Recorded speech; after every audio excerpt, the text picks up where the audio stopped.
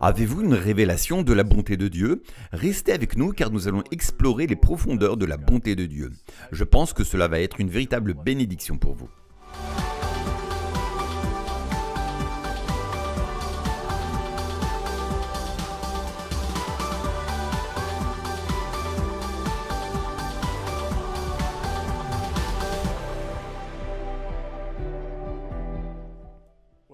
Bienvenue dans un nouvel épisode de Vraiment Libre. Je m'appelle Barry Bennett, je suis instructeur au Charis Bible College à Woodland Park dans le Colorado et aujourd'hui je suis ici pour vous parler de la bonté de Dieu.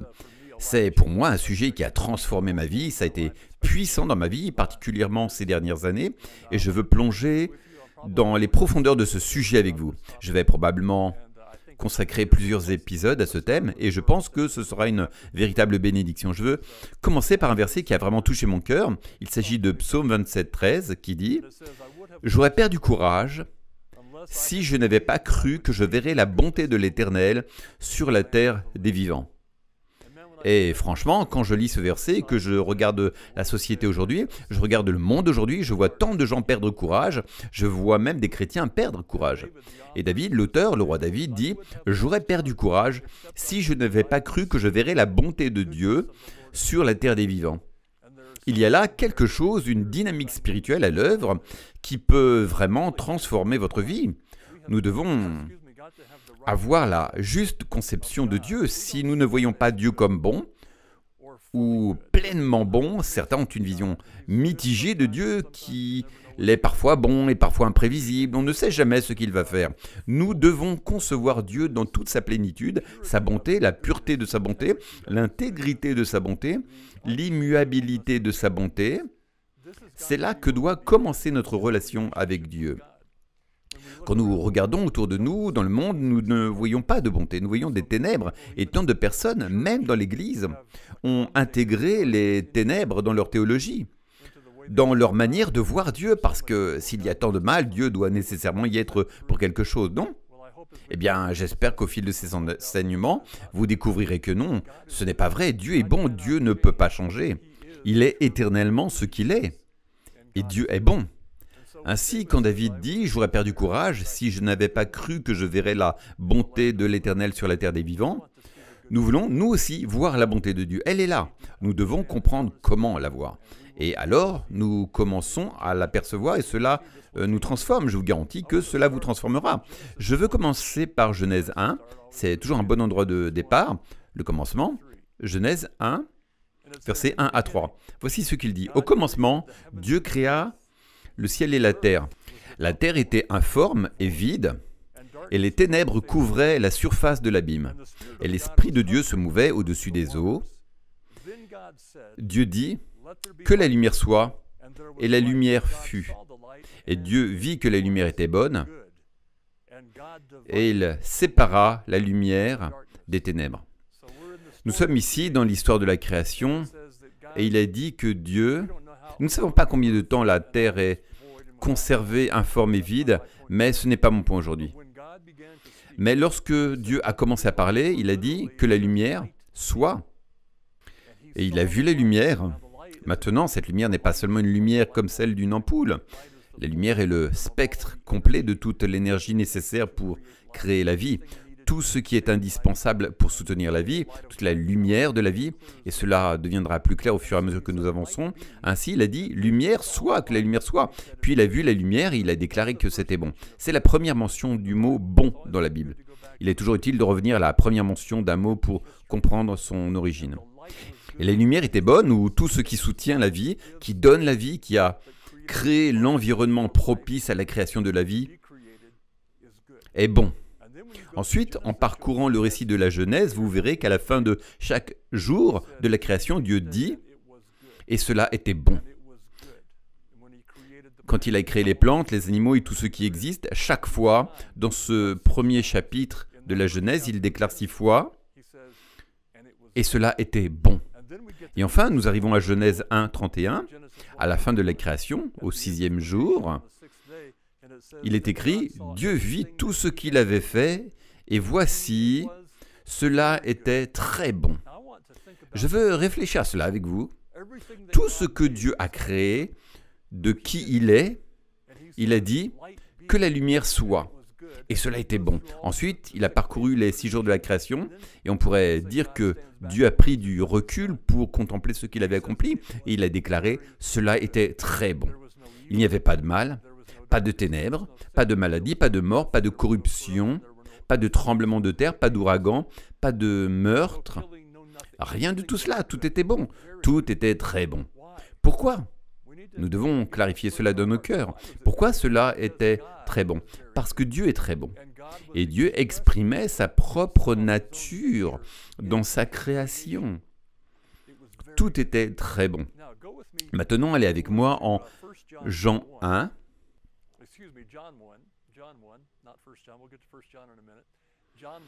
Jean 1, versets 4 et 5. En lui, c'est-à-dire Jésus, était la vie. Et la vie était la lumière des hommes. La lumière brille dans les ténèbres, et les ténèbres ne l'ont pas saisie. C'est puissant, j'espère que vous me suivez. Il est écrit, en lui était la vie, et la vie était la lumière des hommes. Rappelez-vous, au début, Dieu a dit que la lumière soit. Eh bien, dans cette lumière résidait le potentiel pour la vie. Puis Jésus est apparu sur la scène, avançons de plusieurs milliers d'années, Jésus arrive, et il est écrit, en lui était la vie, et la vie était la lumière des hommes. Que dit Dieu au sujet de la lumière? Il dit qu'elle est bonne. Et Jésus vient pour être une expression de cette lumière à travers la vie. En lui était la vie, et la vie est la lumière des hommes. Il est écrit, la lumière brille dans les ténèbres, et les ténèbres ne l'ont pas saisie. Ce qui signifie que les ténèbres ne peuvent pas l'éteindre. Les ténèbres ne peuvent pas dominer la lumière.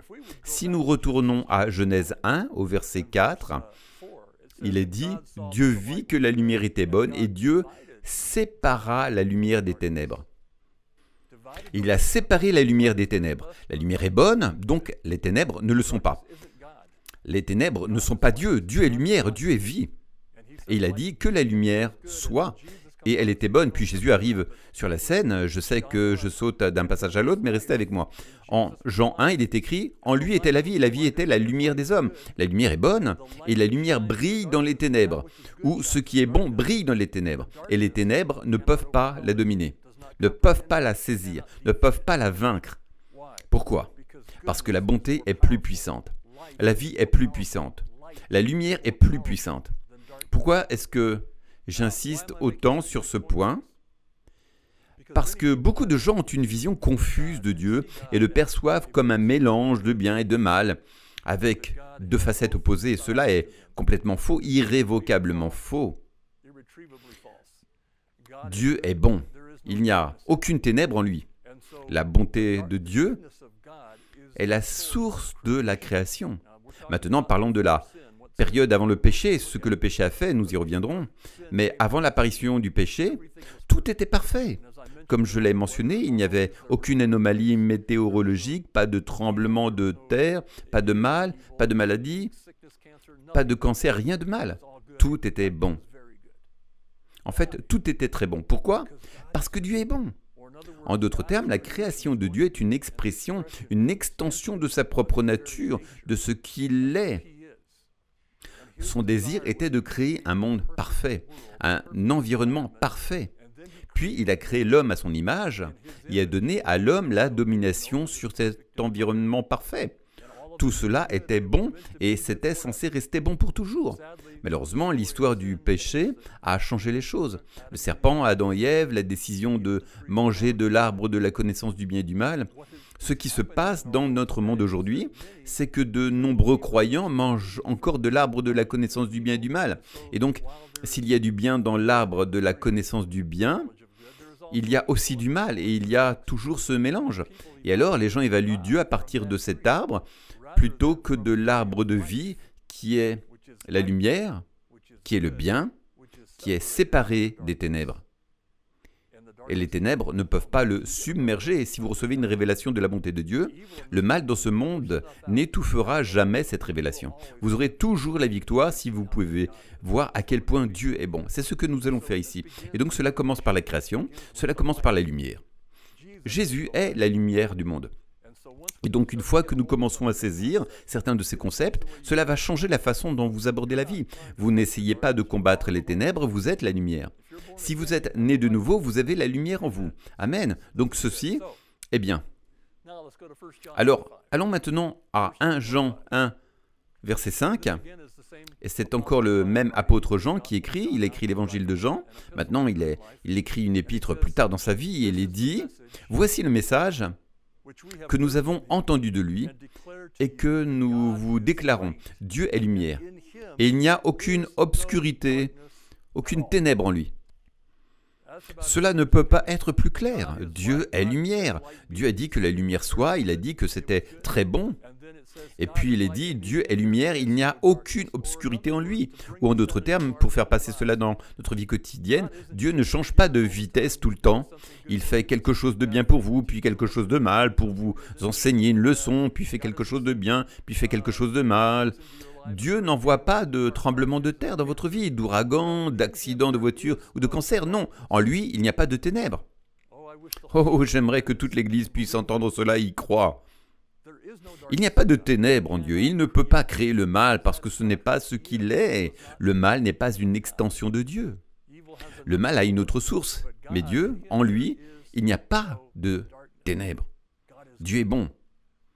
Cela doit être une fondation pour nous. Si nous voulons avoir une relation avec Dieu, si nous voulons marcher, parler avec lui, nous ne pouvons pas entretenir cette confusion en nous disant, eh bien, peut-être qu'il fera, peut-être qu'il ne fera pas, peut-être qu'il m'a envoyé un cancer pour m'enseigner une leçon. Non, non, non, non, non, non.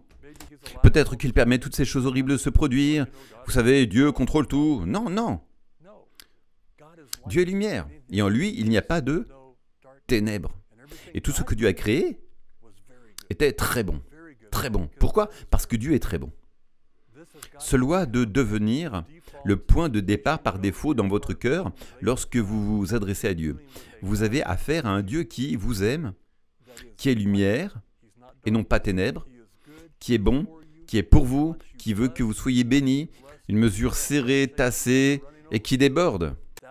Voilà le Dieu avec lequel nous avons affaire. Et tant que nous n'aurons pas saisi cela, tant que l'Église ne l'aura pas compris, tant que le monde ne pourra pas voir l'Église le saisir, il y aura cette confusion selon laquelle Dieu est schizophrène, qu'il est d'une façon bipolaire, qu'il est bon, qu'il est mauvais. Qui sait ce que Dieu va faire? C'est ce que la religion a enseigné, mais ce n'est pas ce que la parole de Dieu enseigne. Nous avons un Dieu bon, il n'y a pas de ténèbres en lui. Allons en Jacques, chapitre 3, versets 11 et 12. Il est dit, « Une source fait-elle jaillir par la même ouverture de l'eau douce et de l'eau amère? Un figuier, mes frères, peut-il produire des olives ou une vigne produire des figues? De même, aucune source ne peut produire à la fois de l'eau salée et de l'eau douce. » Ici, nous parlons de figuier et de source d'eau, mais nous parlons en réalité de Dieu. Car ce que cela dit, c'est qu'une nature double est impossible. Si une source donne de l'eau douce, elle produit de l'eau douce. Une source ne peut pas produire en même temps de l'eau douce et de l'eau amère. C'est impossible car sa nature est de produire de l'eau douce. Un figuier ne peut pas produire des oranges. Un figuier ne peut pas produire autre chose, c'est un figuier. Il donne des figues. Bien que cela s'applique aux choses naturelles que nous voyons dans la nature, nous pouvons comprendre que le Créateur a conçu ces choses ainsi parce qu'il est ainsi. Dieu est bon. Il n'est pas bon un jour et parfois mauvais. Il ne se réveille pas un matin en colère en disant « Eh bien, je pense que je vais faire de mauvaises choses aujourd'hui. Je vais leur donner une leçon. » Non, Dieu ne peut pas faire cela. Dieu est bon tout le temps. Il n'est pas doux et ensuite amer, ni bon et ensuite mauvais. Il est bon. En d'autres termes, sa création reflète sa nature. Ainsi, vous ne pouvez pas voir de l'eau douce devenir amère, vous ne pouvez pas voir un figuier produire des pommes, ce n'est pas possible. Dieu ne peut pas faire le mal, Dieu est bon. C'est la source du bien. Il a séparé la lumière des ténèbres. Il est lumière. Et en lui, il n'y a pas de ténèbres. Amen. J'espère que cela vous aide et vous éclaire. J'espère que la lumière se fait dans votre intelligence. Amen. Continuons. Allons en Matthieu 7, verset 18. Encore une fois, nous allons examiner la même chose que ce dont nous savons parler avec l'eau et le figuier. Quelque chose de similaire, Jésus dit, « Ainsi, tout bon arbre produit de bons fruits, mais un mauvais arbre produit de mauvais fruits. Un bon arbre ne peut pas produire de mauvais fruits, ni un mauvais arbre produire de bons fruits. Et je crois que j'ai lu Matthieu 7, versets 17 et 18. Donc revenons au verset 17. Ainsi, tout bon arbre produit de bons fruits, mais un mauvais arbre produit de mauvais fruits. Si nous parlons de Dieu et que vous dites que Dieu peut faire le mal, alors vous dites qu'il est un mauvais arbre, ou qu'il est un mauvais Dieu, qu'il a une certaine forme de mélange en lui. Sa création ne peut pas contenir de mélange, mais lui il le pourrait. Non, Dieu est bon. Et il est écrit au verset 18, « Un bon arbre ne peut pas produire de mauvais fruits. » Dieu ne peut pas être différent de sa création. Si Dieu a créé des choses pour produire selon leur nature, alors sa création reflète sa propre nature. Et sa nature est bonne. En fait, il l'a dit, que c'était très bon. Amen. Cela peut sembler fondamental, mais si vous n'avez pas une fondation solide, vous ne pourrez pas comprendre les choses qui s'appliquent à votre vie. Dieu est pour vous, Dieu n'est pas contre vous. Dieu veut vous bénir. Dieu veut voir l'abondance dans votre vie. Dieu est bon. Saviez-vous que tout ce qui a la vie est bon? Il y a la croissance dans l'existence. Un chiot devient un chien, puis un vieux chien. Une plante commence par une petite graine, qui devient une pousse, puis une plante, pour enfin porter du fruit. Les fleurs font de même, les arbres aussi. Tout ce qui a la vie grandit et change selon la nature de la vie. Si vous avez la parole de Dieu en vous, si vous êtes né de nouveau et que Dieu est bon, alors la bonté commence à transformer votre nature. Votre nature a changé, mais cela se manifestera progressivement dans votre âme et dans vos émotions. La bonté de Dieu est votre avenir. Mais vous devez y croire. Si vous ne le faites pas, vous serez ballotté entre l'eau amère et l'eau douce, revenant sans cesse à l'eau amère. Et certaines églises enseignent de cette façon, vous faisant osciller entre malédiction et bénédiction, mais nous sommes sortis de cette phase de malédiction et bénédiction. Nous vivons dans les bénédictions du Nouveau Testament. Dieu est bon et il veut que vous soyez bénis. Amen. Ainsi, le mal ne vient pas de Dieu. Seules de bonnes choses viennent de lui. Il y a d'autres sources, d'autres raisons pour le mal, mais Dieu n'en est pas la cause. Dieu n'est pas la raison du mal. Voyons Jean 8, verset 12. Jean 8, verset 12. Alors Jésus leur parla de nouveau en disant, « Je suis la lumière du monde. » Qu'avons-nous dit au sujet de cette lumière? Qu'elle était bonne. Dieu a séparé la lumière des ténèbres. Jésus est la vie et la lumière du monde. Il dit donc, encore une fois, Jésus leur parla de nouveau et dit, « Je suis la lumière du monde. Celui qui me suit ne marchera pas dans les ténèbres, mais aura la lumière de la vie. » Quand vous avez une juste conception de Dieu et que vous comprenez que Dieu est lumière, Dieu est la vie, Dieu est bon, vous n'êtes pas censé marcher dans les ténèbres. Les ténèbres représentent le mal. Il a séparé la lumière des ténèbres et la bonté du mal. Dieu est bon. Alors, quand nous avons ce mélange d'incertitudes, comme « qui sait ce que Dieu va faire ?» D'où cela vient-il? Cela ne vient pas de la parole de Dieu, cela ne vient pas de Dieu, cela vient de l'ennemi, de celui qui cherche à voler votre victoire, à voler votre vie, à semer le doute sur la bonté de Dieu, sur la nature de Dieu. Non, Dieu est bon et il est pour vous. Il est écrit, si vous marchez dans sa lumière, vous ne serez pas dans les ténèbres. Regardez votre vie. Je regarde la mienne tout le temps. Y a-t-il des ténèbres dans une partie de ma vie? Dans un recoin de ma vie? Y a-t-il quelque chose qui ne représente pas la lumière? La vie et la bonté? Est-ce que je laisse entrer des choses qui me font craindre? Est-ce que je laisse entrer des choses qui me rendent sceptique ou critique? Suis-je rempli de plaintes et de l'amertume? Toutes ces choses sont des ténèbres, ce qui signifie que je ne marche pas dans la lumière, que je ne marche pas dans sa bonté. Si je ne marche pas dans sa bonté, j'ai choisi l'autre côté, le mal. Si je suis quelqu'un qui se plaint, qui critique, si je suis craintif, si je garde des rancunes, si je suis amer, si je suis dans l'incapacité de pardonner, ce sont des choses qui sont à l'opposé de la lumière. Ces choses ne viennent pas de Dieu. Dieu a vu que la lumière était bonne et l'a séparée de ces choses, la lumière des ténèbres. Et encore une fois, je vais relire Jean 8, 12. C'est bien de répéter certains passages, parce qu'après quelques explications, vous les relisez et vous comprenez davantage. Alors Jean 8, 12 dit, « Alors Jésus leur parla de nouveau et dit, « Je suis la lumière du monde. Celui qui me suit ne marchera pas dans les ténèbres, mais il aura la lumière de la vie. » Il est écrit, « Celui qui me suit », il y a donc un critère.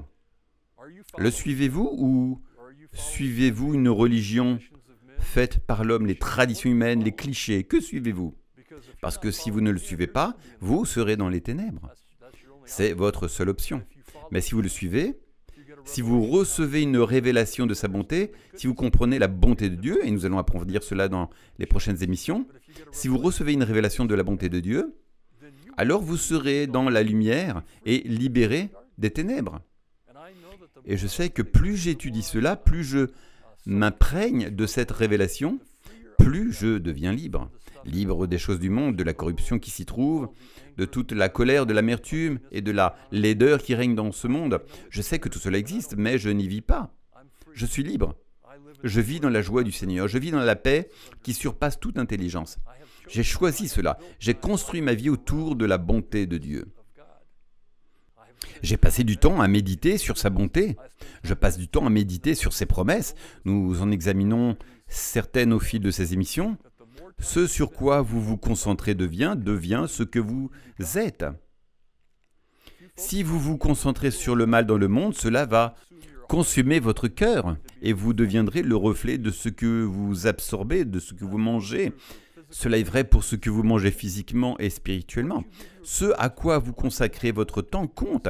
Eh bien, je consacre mon temps à la bonté de Dieu et j'ai beaucoup de versets alignés dans mon iPad, toutes sortes de notes et presque chaque jour, je relis des passages sur la bonté de Dieu, sa faveur, ses bénédictions, tout ce qui va avoir avec lui.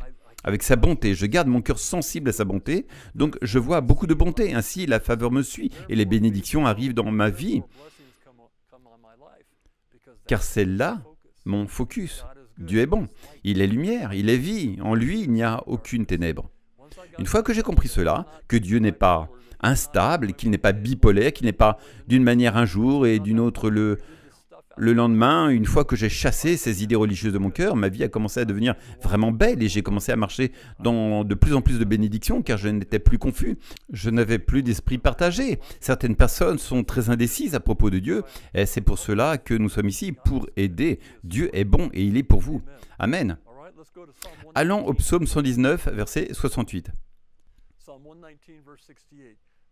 David dit « Tu es bon et bienfaisant ». On ne peut pas faire plus simple, j'aime cela. Tu es bon et bienfaisant. Il parle de Dieu. Il s'adresse à Dieu. Tu es bon et bienfaisant. Tu fais le bien. Nous avons vu que la création est bonne. Pourquoi? Parce que Dieu est bon. Tout ce qui concerne Dieu est bon. Tout ce que Dieu fait est bon. Il y a tant de preuves de cela, tant de versets qui en parlent, et nous allons en examiner beaucoup, mais cette déclaration simple, dites-la simplement à vous-même. Tu es bon, Dieu est bon et il fait le bien. Il est bon dans ma vie, il agit pour le bien dans ma vie. Il est bon dans ma famille, il est bon, il fait du bien dans ma famille. Il fait le bien, il est bon en moi, il agit pour le bien à travers moi. Il fait du bien pour moi. Et plus vous vous imprégnez de cela, plus vous commencez à déclarer ces vérités, cela devient votre nouvelle normalité, votre façon de vivre. Vous deviendrez libre. Le nom de cette émission est « Vraiment libre ». Une des façons les plus puissantes d'être libre, c'est de comprendre la bonté de Dieu. Parce que ce n'est probablement pas ce que la religion vous a enseigné. La religion nous a souvent enseigné un Dieu instable, imprévisible, qui sait ce qu'il va faire, chaque jour est différent. Certains jours, il est là pour vous détruire, d'autres jours, peut-être qu'il veut vous bénir avec quelques gouttes de bénédiction. Non, Dieu est bon. Tout le temps. À 100%, sans aucune part d'ombre. Aucune.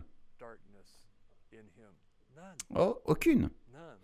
Pourquoi acceptons-nous une théologie qui suggère le contraire? Il n'y a aucune ténèbre en lui. Voyons un autre passage rapidement. 1 Jean 3, 8. 1 Jean 3, 8 dit « Celui qui pêche est du diable, car le diable pêche dès le commencement. » Et voici la partie que je veux vraiment souligner. Si le Fils de Dieu a été manifesté, c'est pour détruire les œuvres du diable.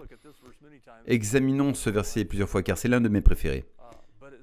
Mais il dit, si le Fils de Dieu, qui est le Fils de Dieu? Celui qui était dans le monde, c'est la lumière du monde. Il est la vie et en lui est la vie. Il est séparé des ténèbres. Tout ce que nous avons vu dit que pour cette raison, le Fils de Dieu a été manifesté, ou la lumière de l'humanité, la vie a été manifestée pour détruire les œuvres du diable. Le diable est dans le domaine des ténèbres, ce qui a été séparé de la lumière, ce qui est mauvais. Et Jésus, la lumière, n'est pas venu pour s'accommoder des ténèbres, ni pour travailler avec elles, comme certains le pensent. Dieu et le diable ne sont pas dans la même équipe, ils ne collaborent pas. Il est venu pour détruire les œuvres du diable. Les œuvres du diable sont les manifestations des ténèbres. Le péché a ouvert la porte à cela, mais la maladie n'est pas une œuvre de Dieu. La pauvreté n'est pas une œuvre de Dieu. Les traumatismes, la confusion, la dépression, la tristesse, la peur ne viennent pas de Dieu. Ce sont toutes des manifestations du domaine des ténèbres. Et Jésus, la lumière, je suis la lumière du monde, a-t-il dit, est venu pour détruire les ténèbres. Les ténèbres ne peuvent pas la dominer, les ténèbres ne peuvent pas la comprendre. Et si vous marchez dans la lumière, vous serez libre des ténèbres. Vous aussi. Waouh, c'est vraiment puissant. Nous devons comprendre à quel point Dieu est bon, si nous voulons marcher dans la victoire. Je me lève chaque jour en sachant que Dieu est tellement bon pour moi, qu'il est tellement pour moi. Il est probablement plus pour moi que je ne le suis moi-même. Il désire tellement me bénir. Ses bénédictions me submergent, sa bonté m'entoure. De bonnes choses se passent dans ma vie en permanence. Je m'y attends parce que je ne m'inquiète pas de savoir si Dieu est de bonne humeur aujourd'hui. Il est de bonne humeur. Il est dans une bonne humeur permanente. Il n'est pas en colère contre moi, même si je fais des erreurs, sa bonté me pardonne.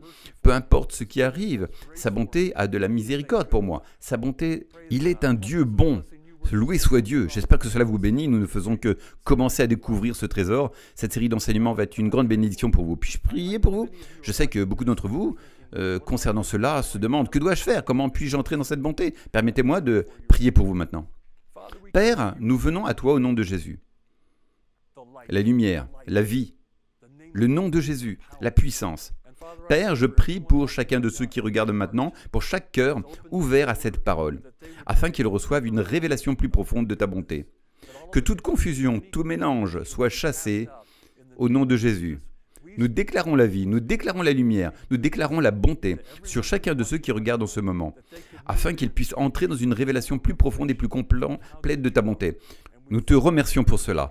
Nous te donnons toute la gloire. Au nom de Jésus, Amen.